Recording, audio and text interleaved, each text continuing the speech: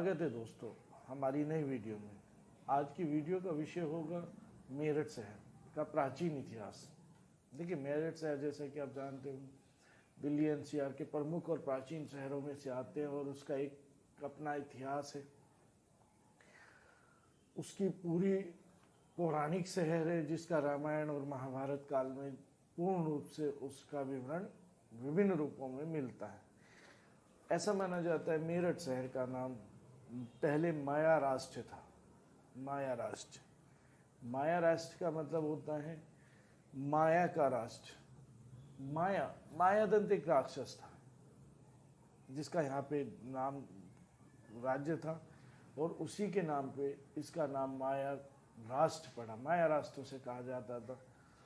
माया रामायण काल का एक महत्वपूर्ण किरदार है, या कहा जाए एक राजा थे जिनकी पुत्री का नाम था मंदोदरी। मंदोदरी रावण की पत्नी थी। तो एक तरह से मेरठ प्राचीन काल में रामायण काल में रावण की ससुराल के रूप में जाना जाता था। इसे स्पेशली जो है रावण की ससुराल के नाम से भी जाना जाता था क्योंकि मंदोदरी यहीं की थी और उनके पिता का नाम था माया। मंदोदरी के पिता का नाम था माया। मायादंत के नाम पर मेरठ का नाम माया राष्ट्र था जिसको बाद में परिवर्तित किया गया मेरठ, ऐसा कहा जाता है। इसका एक और वर्जन बताया जाता है, एक और कथा बताई जाती है कि माया युधिष्ठिर, महाभारत कालीन ये विवरण है कि माया युधिष्ठिर के आर्किटेक्चर, जिन्होंने हस्तिनापुर के महलों का बसाया था युधिष्ठिर काल के राज्य में, उनके आर्किटेक्चर का नाम था माया। और माया के काम से प्रसन्न होकर जो युधिष्ठिर थे उन्होंने जमीन दी माया को और उसने उसको बसाया। उसी के नाम पे इसका नाम मेरठ पड़ा। ये ऐसी दंत कथाएं बताई जाती हैं। तीसरी दंत कथा बताई जाती है महिपाल, किंग ऑफ इंद्रप्रस्थ। इंद्रप्रस्थ के राजा थे महिपाल। उन्होंने इस शहर को बसाया था तो उन्हीं के नाम पर इसका नाम पड़ा मेरठ। मेरठ एक प्राचीन इतिहास है। मेरठ का अपना एक प्राचीन इतिहास है। इसके सबूत हमें सब पहले प्राचीन काल से ही पता है, लेकिन सबसे पहले जब खुदाई हुई 1952 में, यहाँ पे सबसे पहले मेरठ मुगल काल के में भी प्रसिद्ध रहा है।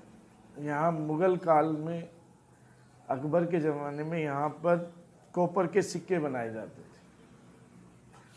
कॉपर के सिक्के बनाए जाते थे। जब यहाँ पे जो कहा जाए टकसाल, एक शब्द यूज़ किया जाता है टकसाल। टकसाल जो है यहाँ पर थी और कॉपर के सिक्के यहाँ पे ढाले जाते थे। तो मुख्य केंद्र था यहाँ पे जो टकसाल का, या कहा जाए अकबर का जो सारा सिस्टम था सिक्कों का, वो यहीं से चलता था। लेकिन जैसे औरंगजेब की मृत्यु के बाद, ये इतिहास में है, मेरठ ब्रेक होता चला गया, उनके हाथ से ये एरिया निकलता चला गया।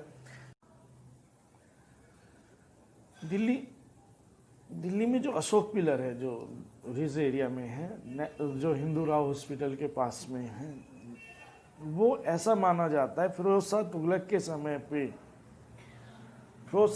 के समय पे मेरठ से ही ले जाया गया था। यानी कि जो पिलर था उसका जो निर्माण हुआ वो कहाँ पर हुआ? मेरठ। उसका भी जो उदय है वो मेरठ में हुआ, जिसे मेरठ से फिरोज शाह तुगलक दिल्ली ले गया और वहाँ पे उसको 1713 के आसपास, 1713 में उसे डैमेज कर दिया गया और बाद में उसे 1867 में उसे दोबारा से निर्माण किया गया अशोक पिलर का। तो अशोक पिलर का जो जुड़ाव है, या कहा जाए उदय बनाने की प्रक्रिया है या संबंध है कहें हम, वो भी मेरठ से ही रहा है। मेरठ हड़प्पा संस्कृति से भी संबंध रखता है।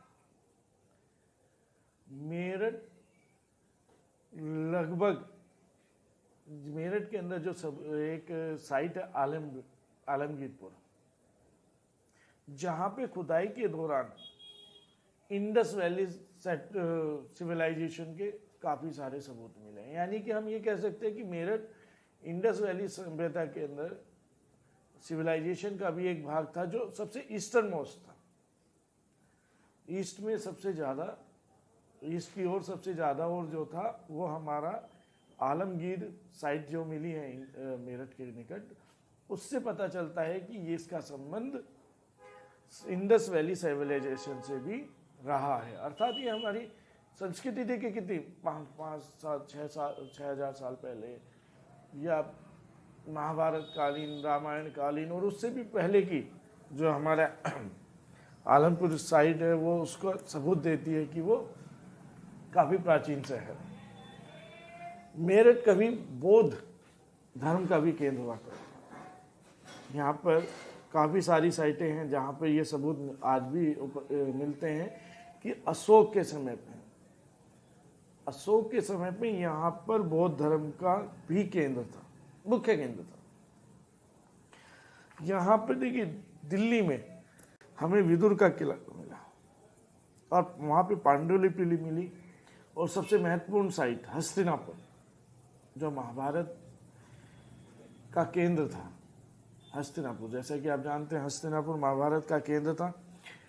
वहाँ पे खुदाई हुई जो मेरठ से लगभग 37 किलोमीटर नॉर्थ ईस्ट में है, वहाँ पे खुदाई हुई और वहाँ पर जो प्राचीन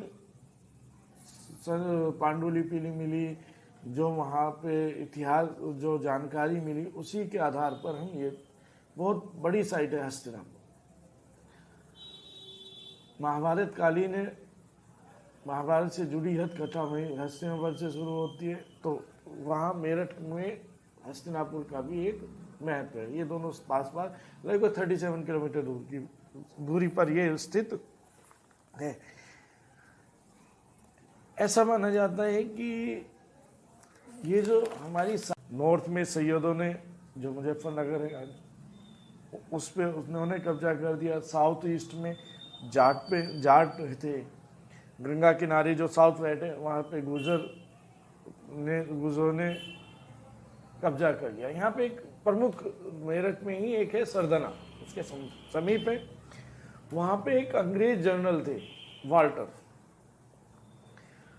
वाल्टर ने सरदना में अपना साम्राज्य बना दिया, और वहाँ पर आज भी उनके महल, चर्च जो उन्होंने बनाए वो आज भी उपस्थित हैं। इसके बारे में हम कभी एक पूरी वीडियो बनाएंगे मेरठ के चर्च और वहाँ के वाल्टर के बारे में पूरी। वो अंग्रेज शासक थे। देखिए जैसे ही मुगल टूटे, जैसे ही ब्रेक डाउन हुआ, मेरठ अलग अलग भागों में बट गया। तो देखिए मेरठ कितना विस्तृत शहर है। मेरठ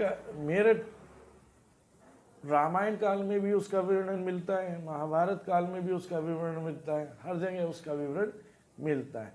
तो आशा करता हूँ कि आपको आज की जानकारी बहुत अच्छी लगी होगी। हम नेक्स्ट वीडियो जो बनाएंगे वो आधुनिक भारत पे बनाएंगे। ये हमारा मेरठ का हमने थोड़ा सा इतिहास बताने की कोशिश की है। नेक्स्ट वीडियो में हम बताएंगे आधुनिक मेरठ के बारे में। तो मिलते हैं नेक्स्ट वीडियो में, तब तक के लिए धन्यवाद। और हमारी वीडियो अगर आपको पसंद आई हो तो हमारे चैनल को सब्सक्राइब कीजिए, लाइक कीजिए और शेयर कीजिए, ताकि हमें भी थोड़ा प्रोत्साहन मिले, हमें भी नई वीडियो बनाने के लिए थोड़ी प्रेरणा मिले।